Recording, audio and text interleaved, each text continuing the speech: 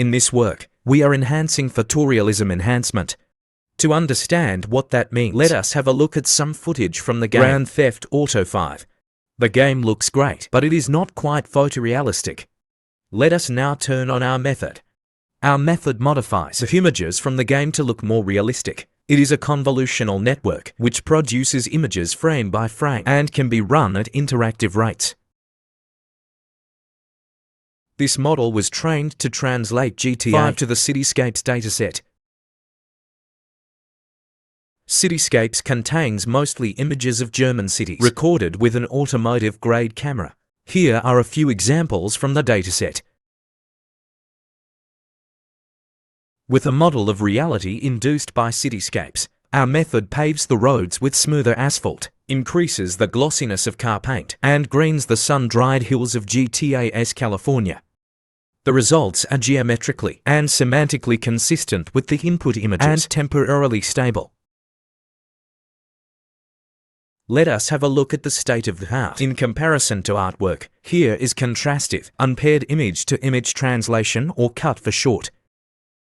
CUT is less temporarily stable and hallucinates objects such as trees in the sky or Mercedes stars on the hood of the car. Here's another state-of-the-art approach. Similar to CUT, T-set is less temporarily stable and adds many artifacts to the images. Let us now look at our method in detail to understand why it is more stable and produces less artifacts. Our method takes a rendered image from the game and passes it through an image enhancement network to produce an enhanced image. We further extract the set of rendering buffers called G-buffers, produced by the game engine. G-buffers contain geometric information such as surface normals or distance to the camera, material information such as albedo or glossiness. They may also contain information about the lighting in a scene. We pass the buffers through a G-buffer and code a network to produce feature tensors at multiple scales. The tensors encode the information about the rendered scene. To train our networks for enhancing realism, we employ a perceptual discriminator. For each image it takes in, it produces a realism score. To make it understand what the real world looks like, we also feed it real photos. To ensure that our networks retain the structure of rendered images, we further add them to the discriminator inputs and employ our perceptual loss. Let us now zoom in on the G-buffer encoder. From the G-buffers, we can derive a semantic class label map, which assigns an object ID to every pixel. We pass the G-buffers through multiple convolutional network streams and fuse the streams, again based on this object IDs. This allows the encoder to learn different ways of processing for each type of object. For example, trees will be treated differently from cars. The resulting feature tensors are further processed by residual blocks, which output tensors at multiple scales. Let us now look at the image enhancement network to see what we can do with these multi-scale tensors. The enhancement network is based on HRNet, which processes images at multiple scales in parallel. Each scale of the feature tensors matches a scale in the network. The network consists of many residual blocks at each scale. Within the residual blocks, we replace the block normalization layers with our own rendering-aware denormalization blocks, or RAD for short. The RAD layers modulate features based on the rendering information in the G-buffer feature tensors. For more details, we refer to our paper. Let us now look at how the perceptual discriminator works.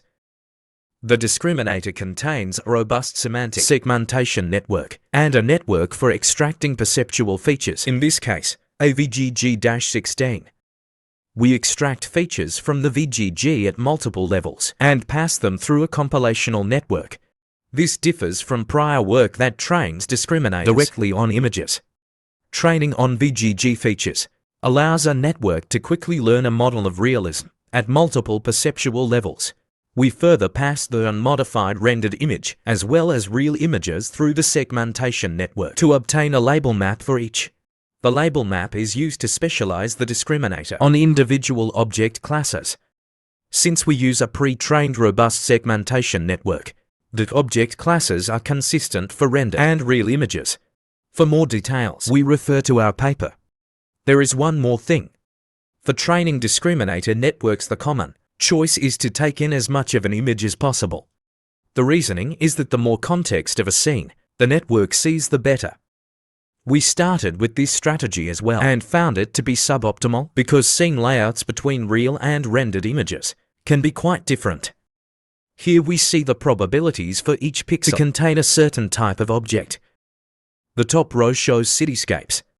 The bottom GTA 5. Images from GTA contain much more sky at the top, where cityscapes images contain vegetation. Images from cityscapes have a Mercedes star at the bottom. If we train our network with full images from both data sets, it will start adding Mercedes stars and place trees in the sky. We observe this effect in many other approaches. One part of our solution is to decrease the field of view for the network and show it corresponding scenes from both data sets. When training our network, we sample rendered and real image patches that roughly contain the same things. This is done automatically and requires no access to semantic label maps. More details can be found in our paper. Let us now look at more results and comparisons. Here we see GTA again. And on the right, the results produced by our method.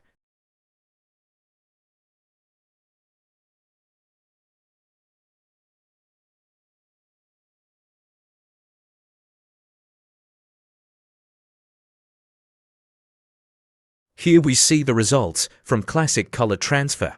Color transfer matches the color distribution of GTA to cityscapes, but it does not modify images beyond the colors. Roads and trees keep their synthetic appearance. Unlike many other approaches, color transfer is temporarily stable.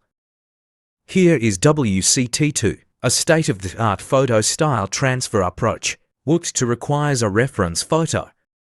It can become temporarily unstable if rendered images and the reference diverge. Here we see again results from CUT. CUT commonly hallucinates objects like trees in the sky and the star on the hood. The sampling strategy of our approach alleviates such artifacts. Here we see SIT, an image-to-image translation approach. TSIT also requires a favorable reference photo, which may cause artifacts and temporal instability if rendered images and the reference diverged.